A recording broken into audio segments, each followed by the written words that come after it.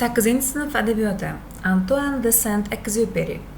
Fransuz yozuvchisi o'z asarlari bilan jahon adabiyotida o'chmas iz qoldirgan Antoine de Saint-Exupéry 1900-yili Fransiyaning Lyon shahrida kambag'allashgan zodagon oilasida tug'ilgan.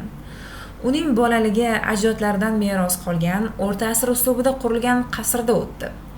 Kichkina Antoine qasr orqasidagi bog' va dalalarda sayr qilishni, turli jonzotlarni kuzatishni, ular bilan o'ynashni yaxshi ko'rardi. Tabiatan xayolparast bo'lgan Antoine o'zini turli sohalarda sinab ko'rar, she'r yozar, skripka chalar, rasm chizar, texnikaga ham qiziqar edi. Onasi va buvilari, ya'ni u otasidan erta yetim qolgandi. Uni erkalab, qirol, oftob deb chaqirishar edi. Maktabdan keyin oliygohning arxitektura yo'nalishiga o'qishga kirgan Antoine kutilmaganda o'qishni tashlab harbiy uchuvchi bo'lishga qaror qildi. Aviatsiyada faoliyatini samolyot tuzatuvchi mexaniklikdan boshlab, keyinchalik samolyot boshqarish huquqini oldi. Unga harbiy unvon berildi. Uchuvchi sifatidagi faoliyatining dastlabki oylaridayoq yaralanganiga qaramasdan keyinchalik samolyotda dunyoning ko'p joylarini aylanib chiqdi. 1926-yilda Antoine de Saint-Exupéryning dastlabki asari Uchuvchi hikoyasi e'lon qilindi. Uning aksariyat asarlari uchuvchilik tajribasidan ilhomlangan tarzda dunyoga keldi.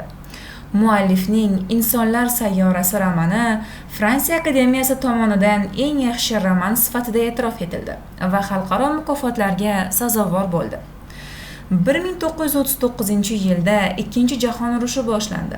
Urushni boshlagan Germaniyada insonlarni oliy va quyi toifalarga ajratadigan, o'zlarini oliy irq va dunyodagi hukmronlik qilishga haqli deb bilgan natsistlar partiyasi hukmronlik o'rnatgan edi. 1940-yilda yozuvchining vatani Fransiyani ham natsistlar bosib oldi.